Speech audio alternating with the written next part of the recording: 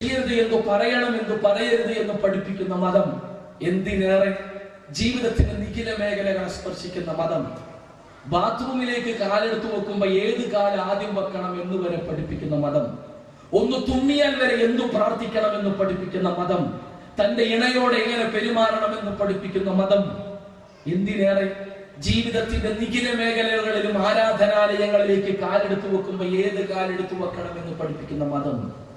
ഇങ്ങനെ ജീവിതത്തിന്റെ നിഖില മേഖലകളെ സ്പർശിക്കുന്ന മതം ഇസ്ലാം സമാധാനത്തിന്റെ മഹിതമായ ആദർശ പ്രസ്ഥാനമാണ്. ഒരിക്കലും അത് കലാപമല്ല, തീവ്രവാദമല്ല, വർഗീയതയല്ല, സങ്കുചിത ചിന്തകൾ ഒരിക്കലും അത് പഠിപ്പിച്ചിട്ടുമില്ല. അതുകൊണ്ട് ഇസ്ലാമിനെ പഠിക്കേണ്ടതും അറിയേണ്ടതും BBC-യോ CNN-ൽ നിന്നോ അല്ല. ഇസ്ലാമിനെ പഠിക്കേണ്ടത് കേരളത്തിലെ ചില മുഖ്യധാര പത്രങ്ങളിൽ നിന്നും മുത്തശ്ശി പത്രങ്ങളിൽ നിന്നും അല്ല.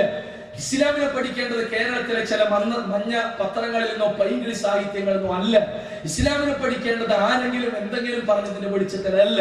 നേർക്കുനേർ ഇസ്ലാമിനെ പഠിക്കേണ്ടത് ഖുർആനിൽ നിന്നും അതിന്റെ വിശദീകരണമായ പ്രായോഗിക ജീവിത മാതൃകയായ മുഹമ്മദ് നബി സ്വല്ലല്ലാഹു അലൈഹി വസല്ലമയുടെ സുന്നത്തിൽ നിന്നാണ്, പ്രവാചക ജീവിതത്തിൽ നിന്നാണ്. ഹിന്ദു മതത്തെ പഠിക്കേണ്ടത് മാധ്യമങ്ങളിൽ നിന്നല്ല, പത്രക്കെട്ടുകളിൽ നിന്നല്ല, മറിച്ച് ഹിന്ദു മതത്തെ പഠിക്കേണ്ടത് ശ്രുതികളിൽ നിന്നും സ്മൃതികളിൽ നിന്നുമാണ്. അഥവാ ചതുർവേദ സംഹിതകളിൽ നിന്നും ഉപനിഷത്തുകളിൽ നിന്നും ആരണ്യകങ്ങളിൽ നിന്നും ബ്രാഹ്മണങ്ങളിൽ നിന്നും ഇതിഹാസങ്ങളിൽ നിന്നും പുരാണങ്ങളിൽ നിന്നുമാണ് ഹിന്ദു മതത്തെ പഠിക്കേണ്ടത്. ക്രിസ്തു മതം പഠിക്കേണ്ടത് അമേരിക്ക ചെയ്യുന്ന കൊടും ക്രൂരതകളുടെ വെളിച്ചത്തിലല്ല.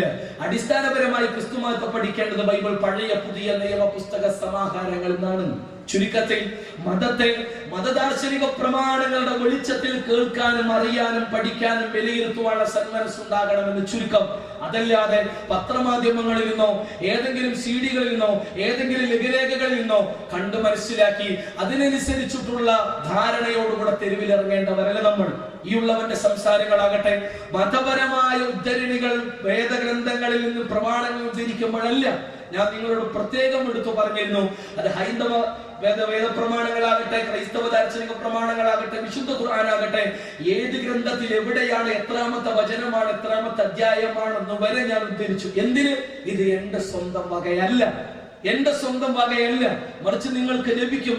ഈ പറയുന്ന ഉദ്ധരിച്ച ഗ്രന്ഥങ്ങളെല്ലാം നിങ്ങൾക്ക് നമ്മുടെ ലൈബ്രറികളിൽ കിട്ടും. നിങ്ങൾക്ക് പലതാം അന്വേഷിക്കാം. ഹൈന്ദവ ക്രൈസ്തവ ദാർശനിക പ്രമാണങ്ങൾ നിരവധി. ഇതിലെല്ലാം പലതാം. ഞാൻ അതിന് വിരുദ്ധമായി എന്തെങ്കിലും പറഞ്ഞിട്ടുണ്ടോ? ഇല്ല സഹോദരങ്ങളെ, അതിന്റെ ആവശ്യവുമില്ല.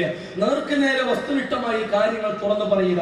അതുകൊണ്ട് തന്നെ തെറ്റിദ്ധാരണകൾ മാറ്റി, ഊഹാപോഹങ്ങൾ മാറ്റി, പരസ്പരം ഒന്ന് മനസ്സ് തുറന്ന് ഒരുമിച്ചിരിക്കാൻ, ഒരുമിച്ച് ചർച്ച ചെയ്യാനുള്ള സന്മനസ് നമുക്കുണ്ടാകണം. എങ്കിലാണ് എല്ലാ അർത്ഥത്തിലുള്ള ഇണക്കവും ഐക്യവും സ്നേഹ സാഹോദര്യ ബന്ധങ്ങളും നമുക്കിടയിൽ ഊട്ടിയുറപ്പിക്കപ്പെടുകയുള്ളൂ. എങ്കിൽ ഒരർത്ഥത്തിലുള്ള വിഷം ചീറ്റുന്ന വിഷപ്പാമ്പുകൾക്കും നമുക്കിടയിലേക്ക് നുഴഞ്ഞു കയറാൻ അവർക്ക് കഴിയില്ല.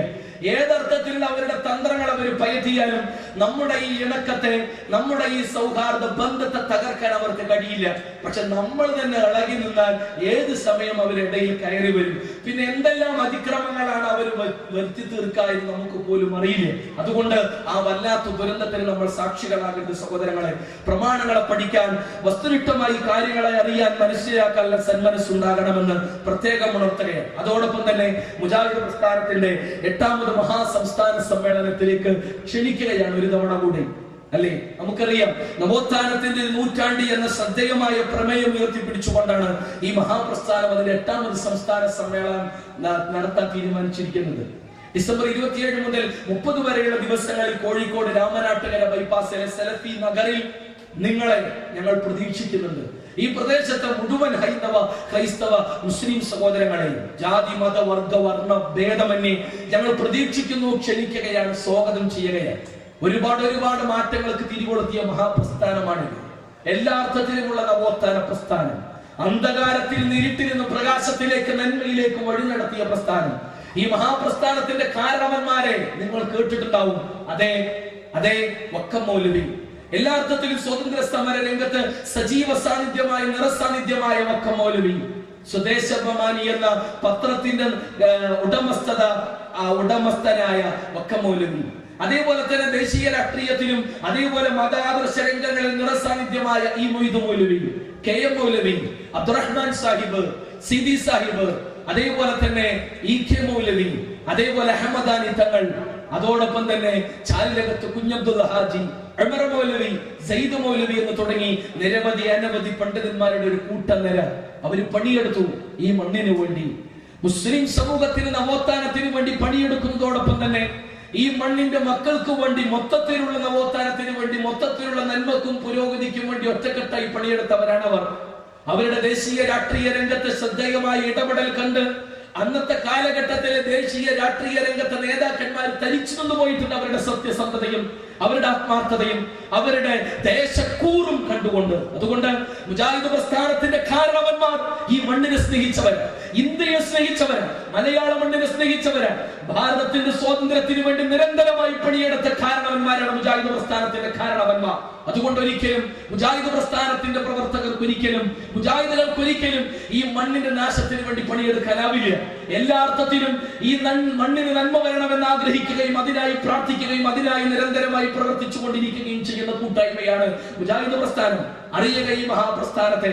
കേരളത്തിലെ കേരള മുസ്ലിം ഐക്യ സംഘത്തിലൂടെ 1922 സജീവമായ ഇന്നിതാ ഒരു നൂറ്റാണ്ട് പിന്നിടുന്ന ശ്രദ്ധേയമായ ഈ ആദർശ കൂട്ടായ്മ 912 ഈ മണ്ണിൽ നിന്ന് വിട പറഞ്ഞ സ്ഥലങ്ങൾ എല്ലാ അർത്ഥത്തിലുള്ള നവോത്ഥാന ചിന്തകൾക്ക്, നവോത്ഥാന നടപടിക്രമങ്ങൾക്ക് തിരികൊളുത്തിയ ശ്രദ്ധേയനായ വ്യക്തിത്വം. അന്ന് ബ്രിട്ടീഷുകാരുടെ കീഴിലുണ്ടായിരുന്ന ജോലി പോലും രാജിവെച്ചുകൊണ്ടാണ് അദ്ദേഹം നന്മക്ക് വേണ്ടി, സമൂഹത്തിന്റെ എല്ലാ അർത്ഥത്തിലുള്ള നന്മക്ക് വേണ്ടി പണിയെടുത്തത്. അറിയണം നമ്മൾ ആ ശ്രദ്ധേയരായ വ്യക്തിത്വങ്ങളെ. നന്മക്ക് വേണ്ടി, സമൂഹത്തിന് വേണ്ടി, നന്മക്ക് വേണ്ടി നിരന്തരമായി പണിയെടുത്ത ശ്രദ്ധരായ വ്യക്തിത്വങ്ങളെ മറന്നു പോകരുതായിരുന്നു. ഈ മഹാപ്രസ്ഥാനം ഇന്നിതാ ഇതിന്റെ 8ാമത് മഹാസംസ്ഥാന സമ്മേളനത്തിലേക്ക് ക്ഷണിക്കുമ്പോൾ എല്ലാവരെയും മനസ്സ് തുറന്ന് ഞങ്ങൾ ക്ഷണിക്കുകയാണ്. മനുഷ്യ സൗഹാർദ്ദത്തിന് എന്ന് സംസ്ഥാന സമ്മേളനം വരെ സംഘടിപ്പിച്ച പ്രസ്ഥാനമാണ് മുജാഹിദ് പ്രസ്ഥാനം.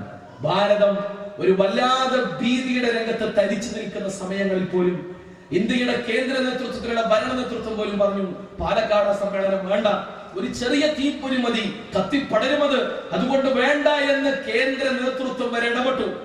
കേരള നേതൃത്വത്തോട് വിവരം വഹിച്ചു, കലക്ടർ അടക്കം വന്ന് പറഞ്ഞു പരിപാടി മാറ്റിവെക്കണമെന്ന്. പക്ഷേ വളരെ കൃത്യമായ ഇടപെടലിലൂടെ ആ മഹാസമ്മേളനം നടന്നു. അന്ന് മലയാള മണ്ണ് തരിച്ചു നിന്നു ആ മഹാസമ്മേളനത്തിന്റെ മുന്നിൽ. മനുഷ്യ സൗഹാർദ്ദത്തിന് എന്ന പ്രമേയം അങ്ങ് ഡൽഹിയിൽ പോലും ചർച്ച ചെയ്യപ്പെട്ടു.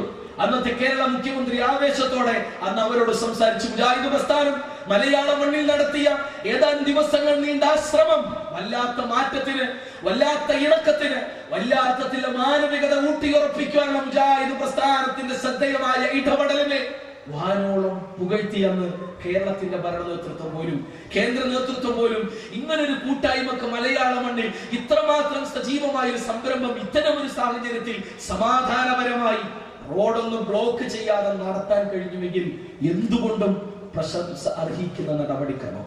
സഹോദരങ്ങളെ, ആരുടെയും പ്രശംസക്ക് വേണ്ടിയല്ല മുജാഹിദ് പ്രവർത്തകർ പണിയെടുക്കുന്നത്. അർഹമുറാഹിമിനായ ഈ മഹാപ്രപഞ്ചത്തിന്റെ അധിപതിയുടെ തൃപ്തിക്കും അവന്റെ പൊരുത്തത്തിനും അവന്റെ നിലക്കും വേണ്ടിയാണ് ഈ അധ്വാനങ്ങളെല്ലാം.